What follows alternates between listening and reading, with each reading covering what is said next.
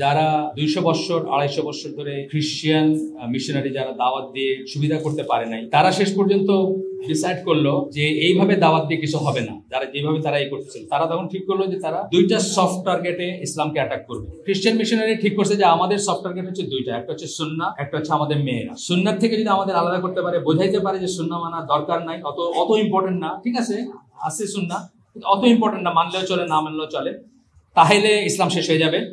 আরেকটা হলো আমাদের মেয়েদেরকে যদি কোনো মতে ঘর থেকে বাইর করতে পারে, ইমানসিপেশনের নামে প্রোগ্রেসিভ ওমেন বা কাজ করবে বাইরে, এবং ফেমিনিজম ইত্যাদি দিয়ে।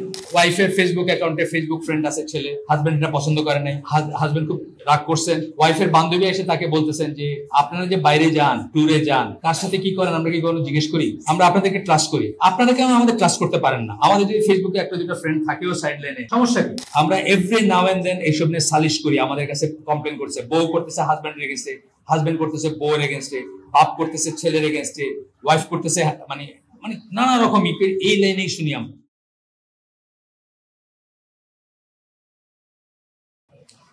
মুসলিম সমাজে কিভাবে চাইলে দিয়াসা আসলে, যে রাসূল সাল্লাল্লাহু আলাইহি ওয়াসাল্লাম বলতেছেন যে আমার সবচেয়ে বেশি, আমার চেয়ে আল্লাহ বেশি, কার সাথে তুলনা করতে গিয়ে বলতেছেন যে লোক বলছে যে সে তরবারির শর্ট সাইড দিয়ে তার বউকে হিট করতো যদি কোনো পুরুষের সাথে দেখতো, তার রাসূল বলতেছেন তার চেয়েও বেশি তার আর আল্লাহর বলতেছেন তার চেয়েও বেশি।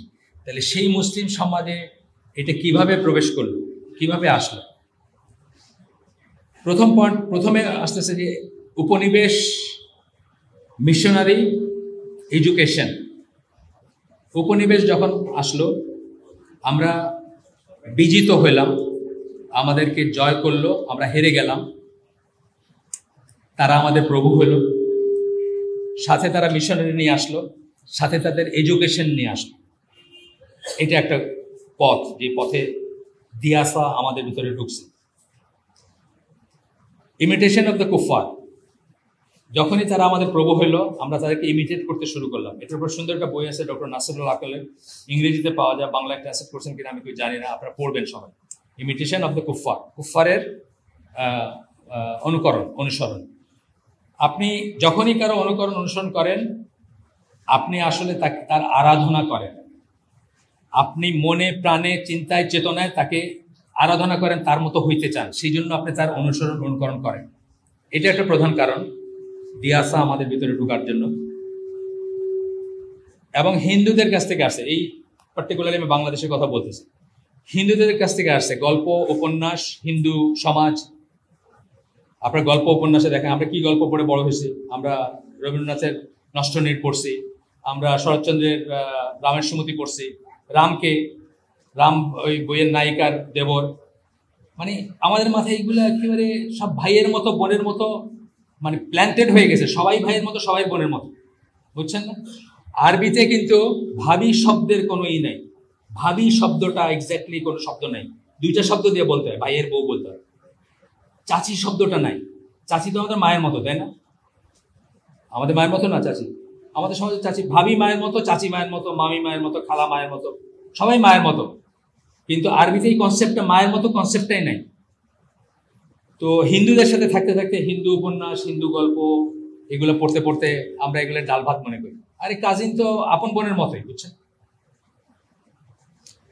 এছাড়াও যারা 200 বছর 250 বছর ধরে খ্রিস্টান মিশনারি যারা দাওয়াত দিয়ে সুবিধা করতে পারে নাই, তারা শেষ পর্যন্ত, আপনাদের আগেও বলছি, যারা আমার কথা শুনছেন তারা জানেন, তারা শেষ পর্যন্ত ডিসাইড করলো যে এইভাবে দাওয়াত দিয়ে কিছু হবে না। যারা যেভাবে তারা এই করতেছিল, তারা তখন ঠিক করলো যে তারা দুইটা সফট টার্গেটে ইসলামকে অ্যাটাক করবে। দুইটা সফট টার্গেট, আগেও বলছি আমি কথা। সফট টার্গেট বলতে কি বোঝায়? আমরা কোনো যুদ্ধে যখন কাউকে আপনি এমন জায়গায় আঘাত করতে চান যে সে একেবারে ধরাশায়ী হয়ে যাবে, সেটাকে আমরা সফট টার্গেট বলি। যেমন ধরেন জাপানের হিরোশিমা নাগাসাকিতে যে বোম ফেলা হয়েছিল, লক্ষাধিক মানুষ বা অনেক মানুষ মারা গেছিল, জাপানি সম্রাট একদম নীল ডাউন বলে না, সেইভাবে সে রাজি হয়েছে যে সে আত্মসমর্পণ করবে। এটা হলো সফট টার্গেট যেটা। তো খ্রিস্টান মিশনারি ঠিক করছে যে আমাদের সফট টার্গেট হচ্ছে দুইটা, একটা হচ্ছে সুন্নাহ, একটা হচ্ছে আমাদের মেয়েরা। সুন্নাহ থেকে যদি আমাদের আলাদা করতে পারে, বোঝাইতে পারে যে সুন্নাহ মানা দরকার নাই, অত ইম্পর্টেন্ট না, ঠিক আছে আছে সুন্নাহ, অত ইম্পর্টেন্ট না, মানলেও চলে না মানলেও চলে, তাহলে ইসলাম শেষ হয়ে যাবে। আরেকটা হলো আমাদের মেয়েদেরকে যদি কোনো মতে ঘর থেকে বাইর করতে পারে, ইমানসিপেশনের নামে, প্রগতির নামে, শিক্ষিত হওয়ার নামে ইত্যাদি নামে যদি করতে পারে, প্রোগ্রেসিভ ওমেন বা কাজ করবে বাইরে এবং ফেমিনিজম ইত্যাদি দিয়ে। তো এইগুলো তারা প্ল্যান ওয়েতে করছে এবং মাশাআল্লাহ মানে অনেক দূর তারা আগাইছে সেটাতে। এরপরে হচ্ছে বিনোদন সামগ্রী, এটা আমি আমার বইটিতে লিখছি। আজ থেকে 100 বছর আগে ধরেন কোন একটা জায়গা, জামালপুর, হঠাৎ মনে আসলো নামে, কয়েকদিন আগে জামালপুর গেছিলাম। জামালপুরের একজন মুসলিম মহিলা, তার ঘরে কোনো কাফের আইসে তার দিকে তাকায় আছে বা তাকে টিটকারি মারতে, সেটা কল্পনা করা যায়? কল্পনা করা যায় না। আমি আমার জাহিলি যুগের শেষ এবং ইসলামী যুগের শুরুতে একটা গান, একজন পপ সিং এর একটা গান ছিল, আপনারা অনেকে জানেন হয়তো। গানটার একটা লাইনের জন্য রাশিয়াতে এই গানটা ব্যান করে দিয়েছিল। গানটা হচ্ছে can I touch you there, অনেকে জানেন হয়তো, মাইকেল বোল্টন। তো এই আগে, এখন এই গানটা যেটা বললাম আগের সিনারিও, জামালপুরের কোন গৃহবধূর ঘরে একটা সাদা চামড়া কাফের ঢুকছে, ঢুকে হাসি ঠাট্টা করছে, কল্পনাই করা যায় না। কিন্তু আপনার বেডরুমে আপনার এবং আপনার ওয়াইফের জন্য একটা টিভি আছে, খালি দুইজনে দেখবেন। ওইখানে আপনার ওয়াইফের চোখে চোখে চোখ রেখে ওই কাফের, সাদা চামড়া কাফের বলতেছে can I touch you there. আপনার ওয়াইফ যদি এটার মিনিং বুঝে থাকেন, তাহলে রাত্রে হয়তো ঘুমের ঘরে স্বপ্নেও দেখতেছেন যে ওই লোক। এটা দিয়াসা, এটা দায়ুস। আপনার মনে নাও হইতে পারে, কিন্তু এটা দায়ুস, এটা দিয়াসা। আপনার ওয়াইফ আপনার পাশে ওই সাদা চামড়া কাফিরের স্বপ্নে বিভোর হয়ে ঘুমাচ্ছেন, আপনি সেটা জানেনও না। টেলিভিশনও আপনি কিনে দিচ্ছেন, ডিশের লাইনও আপনি আনছেন, দেখতেও আপনি দিচ্ছেন। আপনি মনে করছেন কিন্তু এটা মানে এটা তো টেলিভিশন, আর কি, এটা রিয়েল মানুষ না। কিন্তু দিয়াসা যে সবসময় রিয়েল মানুষ লাগবে এমন কোনো কথা নেই, রিয়েল ইভেন্ট লাগবে এমন কোনো কথা নেই, কারণ ইসলামের এটা অনেক ওয়াইড রেঞ্জ। একটাই গান বাজনার উপযোগ্য কি? বাংলাদেশি গান বাজনার কথা আপনি বলেন, কি উপযোগ্য বাংলাদেশি গান? 99% গান বাজনায় কি থাকে বাংলাদেশে? কি জাদু করিলা পাগল বানাইলা, এই মানটা থাকে না? আজ থেকে 100 বছর আগের বৈষ্ণব পদাবলীর বাংলাদেশি মানুষরা অনেকে পড়ে, অনেকে কীর্তন শুনে। বৈষ্ণব পদাবলীর উপযোগ্য কি? একজন মহিলা তার হাজবেন্ডের ভাগ্নের সাথে ঘর থেকে বাইরে যায়, এটাই তো গল্প। এটা নিয়ে আমরা পড়ি, এটা নিয়ে আমরা লেখালেখি করি, এটা নিয়ে গবেষণা করি, বাংলা সাহিত্য করি না আমরা? গান বাজনা, সাহিত্য, নাটক, যত কিছু আছে তার উপযোগ্য কি? দিয়াসা। আপনি দেখবেন একটা বাপের মেয়ে বাপের সামনে দিয়ে ঘর থেকে বাইরে হয়ে গেল। এই যে 2 দিন আগে যে মেয়েটা মারা গেল, সে তো কারো মেয়ে, কেউ তাকে নিয়ে মারছে, ঠিক আছে, যে মারছে তার দোষ আছে, 100% দোষ আছে, তার সর্বোচ্চ শাস্তিও আমরা বলি। কিন্তু তার সে তো কোনো বাপের মেয়ে বা কোনো মায়ের মেয়ে, তারা তো তাকে বাইরে হয়ে যেতে দিচ্ছে ওইভাবে, এবং এই ঘটনাটা ঘটতে দিচ্ছে। কয়েক বছর আগে যেটা নিয়ে তুল কালাম কাণ্ড হইলো, যে কি এক বাংলা শিক্ষার জন্য, বাংলা শিক্ষা কত ইম্পর্টেন্ট, নাজবিল্লাহ, বাংলা শিক্ষার জন্য এক, মানে আমাদের মতে, আমার মায়ের বিয়ে হয়েছিল তার অনেক আগে, প্রায় প্রাপ্তবয়স্ক একটা মেয়েকে, গেঞ্জি স্কার্ট পরে একটা মেয়েকে একটা বেধর্মী শিক্ষকের কাছে মা দিয়ে আসছেন পড়াশোনার জন্য, বাংলা পড়াশোনার জন্য, এবং সেখানে সে রেপ হলো। তারপরে এটা নিয়ে কত কাণ্ড।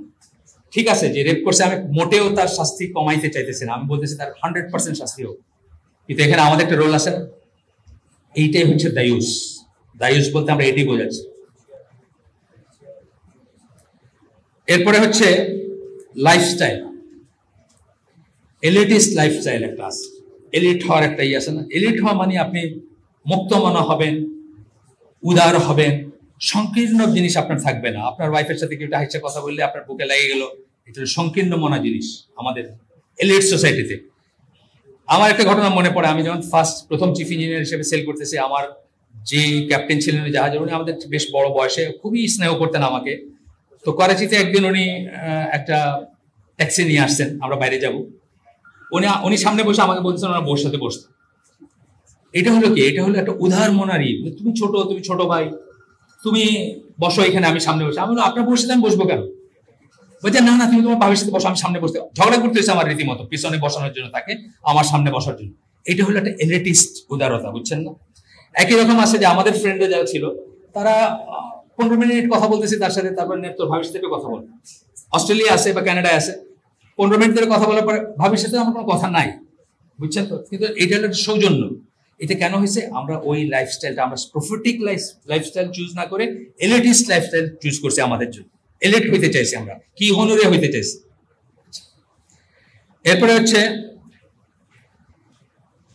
অনেক প্রফেশনাল গ্রুপ আছে যারা যখন বিয়ে করে মেয়ে দেখতে যায় তখন তারা মাথায় চিন্তা রাখে এই মেয়েটাকে আমি যখন পার্টিতে নিয়ে ঢুকবো, আমার বসেস যারা আছে যাদের হাতে আমার প্রমোশন, তারা এই মেয়েটাকে দেখে চমৎকৃত হবে কিনা, এই মেয়েটার সাথে কথা বলতে চাইবে কিনা, নাচ গানের আয়োজন থাকলে এর সাথে নাচ করবে কিনা, করতে চাবে কিনা, এইটা মাথায় রেখে কিন্তু সুন্দরী চেষ্টা খোঁজে যে কারে বিয়ে করবে। মানে সে বিয়ে করে অন্যের জন্য, সোজা কথা, নিজের জন্য করে না। ওই কাক কোকিল আর কত কিছু বললাম না, বায়োলজিক্যাল ডেফিনেশন দিলাম, ওইরকম একটা জিনিস। আর একটা হয় দেয়স্বর বা দিয়াসার। আরেকটা কারণ হচ্ছে ফেমাস হইতে চাওয়া। আমি একটা লিখিত ইন্টারভিউ পড়ছি, বাংলাদেশের বিখ্যাত পর্ন স্টার, চিটাগং বাড়ি এক ব্যবসায়ীর মেয়ে, আমেরিকায় থাকেন। তাকে জিজ্ঞেস করা হয়েছিল যে আপনি এই লাইনে গেলেন কেন? যে আমি ফেমাস হইতে চাইছি। উনিও ফেমাস হইতে চেয়েছেন, ওনার বাবা সেইটাকে অ্যাপ্রুভ করছেন বা অথবা করেন নাই, যাই হোক, কিন্তু বাবা তো সূত্রপাতটা করছেন। আমেরিকাতে তো বাবার থ্রুতেই গেছে, নিজে নিজে যায় নাই। আমি নাম বললাম না, আর আপনাদেরকে ওই যে বললাম ডার্টি জব করতেছে আমি, আমার ঝাড়ুটা আমি দেই, আপনাদের আর গা নোংরা না করলাম আর কি, নাম বললাম না। প্লাস কালকে স্মার্ট যারা, তারা নিজেরাই নাম বাই করতে পারবে, ফেসবুক আছে যাদের। আরেকটা হচ্ছে সেটলিং অ্যামং দ্য কুফার। আরেকটা কারণ দায়ুস্বর, কাফের দেশে সেটেল কর। আপনি যখন এই ইসের সুটকি পল্লী দিয়ে যান কারণ বাজারের ট্রেনে, সবাই কি করে শাটার গুলা ফেলে দেয়, গন্ধ আসে সুটকির, শীতল সুটকি বা শুকানো সুটকির গন্ধ আসে। আপনি জানলা দিয়ে তাকায় দেখেন, ওইখানে মানুষ নামাজ পড়তেছে, গোসল করতেছে, বাচ্চারা দুধ খাওয়াইতেছে, সব চলতেছে। আপনার গন্ধ লাগে, তার লাগে না কেন? তারও লাগছে একদিন, কিন্তু থাকতে থাকতে আর লাগে না এখন। তো কুফারের মাঝে যখন বিদেশে গিয়ে থাকবেন, রফিকুল ইসলাম মাদানী আছেন, ওনার খুব সুন্দর সুন্দর বক্তব্য আছে এটা নিয়ে। যখন কিছুদিন থাকবেন তখন আর এগুলো কিছু লাগবে না। তখন আপনার ওয়াইফের গায়ে বা পিছনে একটা থাপ্পড় মাইরা যদি একটা কেউ চিয়ার আপ বলে, আপনার কাছে ওটা খারাপ লাগবে, মনে হবে এটাই স্বাভাবিক, এখানে রোমে থাকলে রোমানের মতো থাকতে হবে, সোজা কথা। এই সমস্ত কারণে আমরা আমাদের ভিতরে দিয়াসা ঢোকে, আমরা দায়ুস হই। অনেক কটা পয়েন্ট বলছি আমি, তাই না? রিকমেন্ডেশন কি? এখন আমরা কি করতে পারি? আমরা কোথায় আছি? আমরা কি করতে পারি? সব গৌররচনা মনে হইল সব অসুখের প্রধান ঔষধ হচ্ছে জীবনে তাওহীদ প্রতিষ্ঠা করা। এই কাজগুলো আমরা কেন করতে পারি? সূরা, আমি সবসময়, আমি আগে অনেক বড় বড় জিনিস নিয়ে কথা বলতাম, বড় বড় থিওরি নিয়ে কথা বলতাম। এখন আমি যে কোনো জায়গায় যদি একটু ধারাবাহিক কথা বলতে যাই, আমি প্রথমে কথা বলি কি নিয়ে? আল্লাহ কি সত্যি আছেন নাকি? কারণ বাল্ক মেজরিটি অফ আস, আমরা আল্লাহ ওইভাবে বিশ্বাস করি না যেমন বিশ্বাস করা উচিত, আল্লাহকে এমনভাবে ভয় করি না যেমন ভয় করা উচিত। তা নাইলে আমরা যেটা শুনলাম যে আল্লাহ প্রোটেক্টিভ জেলাসি একটা অবাধ্য হইলে জাগ্রত হয়, সেটার ভয় নাই কেন আমাদের ভিতরে? আমরা কেন আমাদের মোবাইল ফোনটা নিয়ে একটা ঘরের নিজের একটা কিউবিকেলে ঢুকে মনে করি দুনিয়ার কেউ দেখলো না, বা এখন আমার সমস্ত স্বাধীনতা, যা ইচ্ছা তাই করতে পারি? তার মানে আল্লাহকে আমরা ওইভাবে বিশ্বাস করি না যেমন বিশ্বাস করা উচিত। এবং সূরা আলে ইমরানের 102 নম্বর আয়াতে আল্লাহ যে বলছেন, বিশ্বাসীদের বলছেন, মুমিনদের বলছেন, আল্লাহকে এমনভাবে ভয় করো যেমন ভয় করা উচিত, এবং মুসলিম না হয়ে মৃত্যুবরণ করো না। আমরা আল্লাহকে যেমনভাবে ভয় করা উচিত সেমন ভয় করি না। এইটা হচ্ছে প্রথম কথা। যদি আমরা তাওহীদের উপর প্রতিষ্ঠিত থাকতাম, যদি আমরা আসমা সিফাত গুলো জানতাম, যদি আমরা আল্লাহর ডাইমেনশন জানতাম, আল্লাহকে, আল্লাহ কি, আল্লাহ কেমন, আল্লাহ যেভাবে বলছেন, যতটুকু জানাইছেন আমাদের, ততটুকু আমরা জানলে আমরা বুঝতাম যে আমরা যখন মনে মনে চিন্তা করতেছি আমি পরশুদিন একটা খারাপ কাজ করব, এই চিন্তা করার আগে 50,000 বছর আগে, সৃষ্টির 50 বছর আগে, 1000 বছর আগে আল্লাহ জানতেন যে আমি এটা চিন্তা করব। মানে পাস্ট প্রেজেন্ট ফিউচার একসাথে আল্লাহর সামনে এক্সিস্ট করে। সুতরাং আমার সাহসী হইতো না এই কাজটা করা। কিন্তু আমি মনে করছি আল্লাহ হলো ওই আরেকজন মানুষের মতো আর কি, আমার ঘরের ভিতরে বন্ধ আছে, এত জানে না আল্লাহ, এইরকমই একটা ধারণা মানে ব্যাক অফ মাইন্ড থাকে।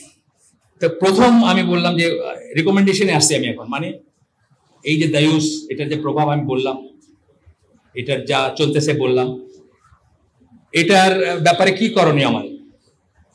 প্রথমত আমরা পার্টিকুলারলি যারা আমরা প্র্যাকটিসিং মুসলিম, যারা এইখানে যারা আছেন আজকে, আমি মোটামুটি ভাবে অনেক চেহারা চিনি আমি, পুরো সবাই না চিনলেও হাফ অফ দ্য চেহারা যারা আছেন তাদেরকে চিনি আমি। তো প্রথমত এরা প্র্যাকটিসিং মুসলিম, ভালো মুসলিম, তথাপি কিন্তু আমরা এভরি নাও এন্ড দেন এইসব নিয়ে সালিশ করি। আমাদের কাছে কমপ্লেন করছে, বউ করতেছে হাজব্যান্ডের এগেনস্টে, হাজব্যান্ড করতেছে বউয়ের এগেনস্টে, বাপ করতেছে ছেলের এগেনস্টে, ওয়াইফ করতেছে, মানে মানে নানা রকম এই লাইনেই শুনি আমরা, এই লাইনেই শুনি। একটা ঘটনা বলি, এমন কথা শুনছি আমরা যে ওয়াইফের ফেসবুক অ্যাকাউন্টে ফেসবুক ফ্রেন্ড আছে ছেলে, হাজব্যান্ডটা পছন্দ করে নাই, হাজব্যান্ড খুব রাগ করছেন, ওয়াইফের বান্ধবী এসে তাকে বলতেছেন যে আপনারা যে বাইরে যান, ট্যুরে যান, কার সাথে কি করেন আমরা কি কোনো জিজ্ঞেস করি না, আমরা আপনাদেরকে ট্রাস্ট করি, আপনারা কেন আমাদের ট্রাস্ট করতে পারেন না? আমাদের যদি ফেসবুকে একটা দুটো ফ্রেন্ড থাকেও সাইড লাইনে, সমস্যা কি? আমরা কিন্তু এগুলো আমাদের কাছে আসে।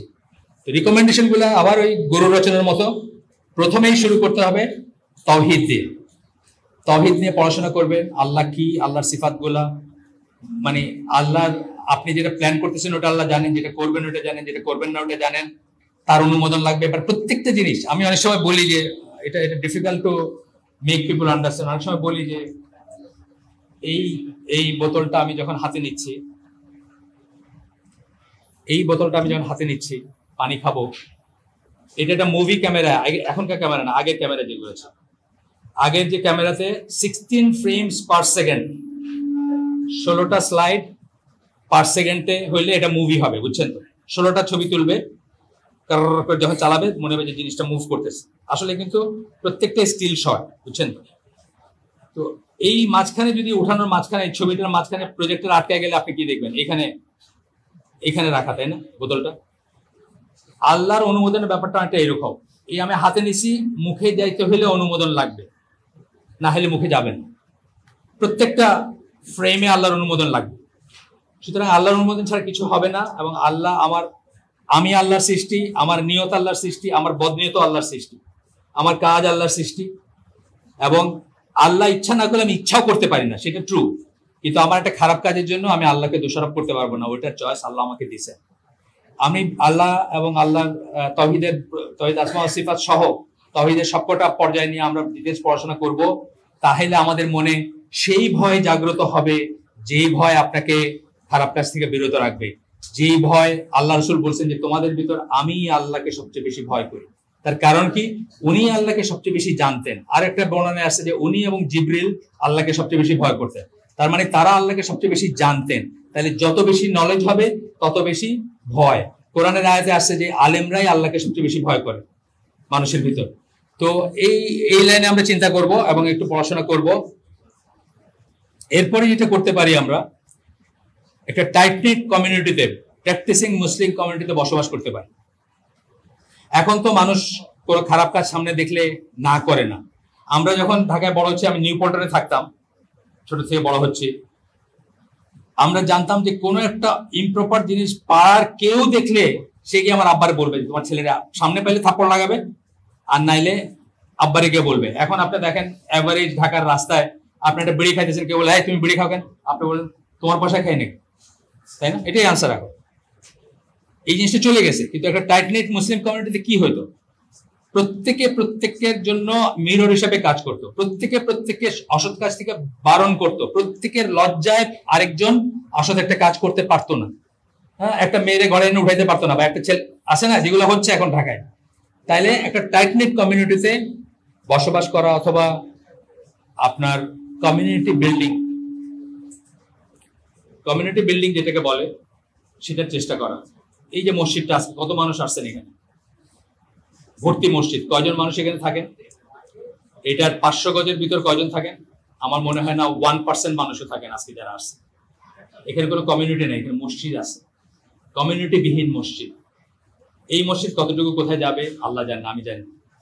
কিন্তু কমিউনিটি ফর্ম করতে হবে। যে কোনো দাওয়াতি বইতে দেখবেন প্রথম কথার একটা হচ্ছে কমিউনিটি ফর্ম করার চেষ্টা করা।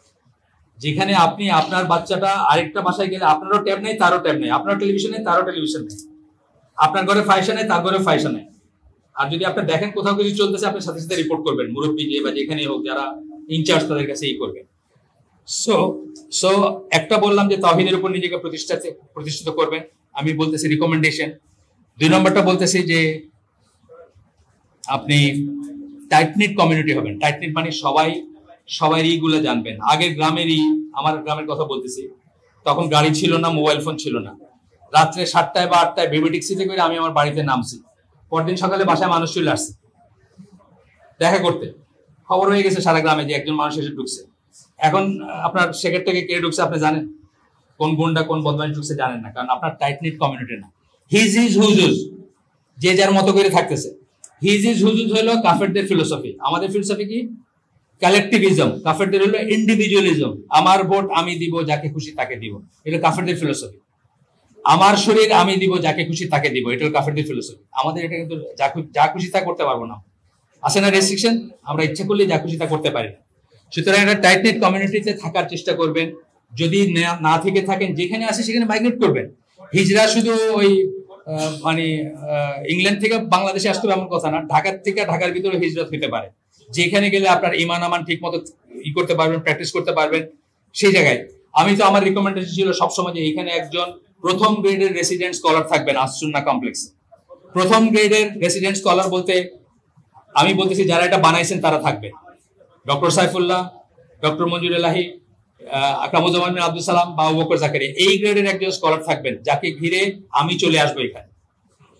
আমি এখানে চলে আসবো থাকার জন্য, যিনি আমাদের প্রত্যেকটা অ্যাফেয়ারকে অ্যাড্রেস করবেন, প্রত্যেকটা সমস্যাকে অ্যাড্রেস করবেন, সেই রকমের থাকবে ইনশাআল্লাহ। এরপরে হচ্ছে আরো যেগুলো চিন্তা করতে পারেন যারা ইয়াং, তাদের একজন রাইটিয়াস স্ত্রী নির্বাচন করবে। শহীদুল্লাহ খান মাদানী একসময়, আমি একবার হজে গেলাম, তখন ওনাকে আমি আগেও বলছি এই কথাটা, ওনাকে ডেজিগনেট করলাম যে 2টা হালাকা নিবেন আমাদের আইসিডিতে, তখন 11 নম্বর রোডি ছিল। একটা নিবেন সন্তানের উপর বাবা মার অধিকার, আরেকটা নিবেন বাবা মার উপর সন্তানের অধিকার কি। তো উনি বাবা মার উপর সন্তানের অধিকার, যেটা রেকর্ডেড আছে আমার কাছে, ওটাতে বললেন যে অনাগত সন্তানের অধিকার হচ্ছে বাবা তার জন্য এমন একজন মা চুজ করবেন যিনি আল্লাহর মতো করে ছেলে মেয়েদেরকে বড় করবেন। অনাগত সন্তানের অধিকার। সুতরাং আপনারা যারা বিয়ে করেন না এখনো, এই জায়গাটায় কম্প্রোমাইজ করবেন না। আমরা তো বিয়ে শাদীর কাজ করি, পয়লা বলে আমরা খালি দিন চাই, তারপরে বলে ঢাকায় পাঠিয়েছে। তো বাপের চাকরিটা কি? ফর্সা কিনা, লম্বা 5 ফুট 2 এর উপরে। এভারেজ বাংলাদেশি ছেলেরাই হলো 5 ফুট 2 এভারেজ। এখানে মেয়ে চাইতেছেন 5 ফুট 2 এর উপরে। মানে আমার একটা ছোট ভাই ছিল, আপনাদের বলছি কাউকে, একবার রোজার ঈদে আব্বা সবাইকে সবকিছু কিনে দিচ্ছেন, বকরি ঈদের আগে বললেন যে তোমাদের রোজার ঈদে সবকিছু কিনে দিচ্ছি, বকরি ঈদের কাউকে কিছু দিব না। তো সে সবচেয়ে ছোট ছিল তখন। সে বললেন আমার একটু জিনিসের দরকার আছে। কি দরকার? বলে সামান্য একটু জিনিসের দরকার। কি বলো? শার্ট প্যান্ট জুতা মোজা, বুঝছেন তো, একসাথে বলে দিই। আমরা বিয়ে নিয়ে কাজ করি, তো যখন পয়লা বলেন যে না দিন দাজ পাত্রী চাই, আর কিছু চাই না, তো তারপরে বলেন যে ওই একটু ফর্সা, বা ঢাকায় বাপের বাড়ি আছে কিনা, অ্যান্ড সো অন। তো এগুলো বাদ দিয়ে রাইটিয়াস ওয়াইফ চুজ করবেন। এরপরে হচ্ছে যে বাচ্চাদের টাইম দিবেন, দায়ুস না হয়ে, আর কি উল্টাটা বলতেছি, দায়ুস হওয়া থেকে কিভাবে বাঁচবেন। যখনই টাইম দিবেন না, অন্য কেউ টাইম দিতেছে আপনার বাচ্চাকে, শয়তান দিতেছে। আপনি টাইম না দিলে শয়তান দিতেছে। বাচ্চাদেরকে টাইম দিবেন, তাদেরকে এন্টারটেইন করবেন। হালাল এন্টারটেনমেন্ট সেগুলো এন্টারটেইন করবেন। হালাল এন্টারটেনমেন্ট কি? এন্টারটেনমেন্ট বলতে আমরা যা কিছু বলি বুঝি তার 99.99% হচ্ছে হারাম। এর ভিতরে হালাল এন্টারটেনমেন্ট কি আপনারা খুঁজে বের করবেন, সেগুলো দিয়ে এন্টারটেইন করবেন। তাদের চক্ষু লজ্জাটা যেন নষ্ট না হয়, আপনারও তাদেরও। আপনার চক্ষু লজ্জাটা খুব ইম্পর্টেন্ট। একটা ছেলে আপনার মেয়ের সাথে খিলখিল করে হাসতেছে, আপনার খারাপ লাগলো না, মানে আপনার চক্ষু লজ্জা নষ্ট হয়ে গেছে। আপনারটাও নষ্ট হবে না, তাদেরটাও যেন নষ্ট না হয়, এইটার চেষ্টা করবেন। আর আমরা বলি অনেক সময় ভিটামিন এন মানে কেউ হয়তো জানেন, আগে বলছি আমরা। ভিটামিন এন কি? প্রথমটা হচ্ছে নো। আমরা আজকাল বাচ্চাদের পশ্চিমা লাইনে বড় করতেছি, সবকিছু ইয়েস, কোনো কিছুতে নো নাই। আব্বা অমুকের মোবাইল ফোন আছে, আমার তো নাই। আপনার বুকটা ফাইটে গেল যে স্কুলে গেলে হীনমন্যতার বুকে, নাও তুমি একটা স্মার্টফোন লয়ে এলো। এটা তো আসে, নো বলতে পারি না আমরা, বাচ্চাদের নো বলতে পারি না। তো এই জন্য আমরা বলছি 2টা ভিটামিন এন, একটা হচ্ছে নো বলা। যে কোনো অসঙ্গত, যে কোনো এক্সট্রা আবদারে নো বলবেন। হ্যাঁ, এটা না যে ইনডিসক্রিমিনেট সবকিছু নো বলবেন, তা না, নো বলবেন। এবং আপনারা জানেন যে একটা পাখি ড্রেস না দেওয়ার জন্য আত্মহত্যা করছে একটা মেয়ে, শুনেন নাই? কোন একটা সিনেমার নায়িকা কোন একটা ড্রেস ঈদের সময় না দেওয়ার জন্য মরে গেছে। কেন? সারা জীবন যেভাবে ইয়েস শুনে আসছে তার ভিতরে, অথবা আশেপাশে সবাই যেভাবে ইয়েস শুনে সেটাকে স্ট্যান্ডার্ড ধরে নিয়ে একটা নো শুনে সেটা নিতে পারে নাই। তো প্রথমত নো বলবেন, যে কোনো ডাউটফুল জিনিস, যে কোনো এক্সট্রাভ্যাগেন্ট জিনিসের নো বলবেন, ভিটামিন এন এর একটা। আর সেকেন্ড এনটা হচ্ছে নেচারের কাছে নিয়ে যাবেন, প্রকৃতির কাছে নিয়ে যাবেন। প্রকৃতির কাছে নিয়ে যাওয়া মানে কিন্তু কক্সবাজারের হোটেলে নিয়ে যাওয়া না।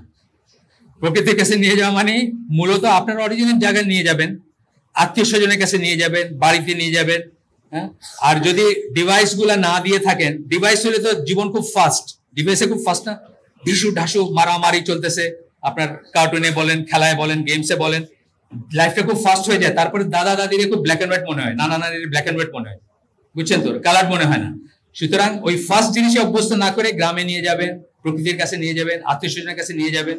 হ্যাঁ, তাদেরকে এন্টারটেইন করবেন ওইভাবে যেগুলো জায়েজ আছে। এছাড়া জায়েজ যেগুলো আছে, ধরেন প্রাকৃতিক দৃশ্য বললাম জায়েজ আছে, ফিজিক্যাল ফিটনেসের যে সমস্ত খেলাগুলো বা ফিজিক্যাল খেলাগুলা তারা যদি খেলে, ফুটবল ক্রিকেট, সেটা জায়েজ আছে, ছেলেদের কথা বলতেছি, বা এই ধরনের জিনিসে এন্টারটেইন করবেন। আপনি বিশ্বাস করেন, আমরা নাতি, দুইটা নাতি আছে যারা যেন আমার ঘরে বড় হয়, আমরা 4 জন অ্যাডাল্ট সারাদিন তাদের অ্যাটেন্ড করতাম, সারাদিন তাদের টাইম দিতাম, তারপরে তাদের সকল প্রশ্নের উত্তর আমরা বাইরে উঠতাম না দিতে।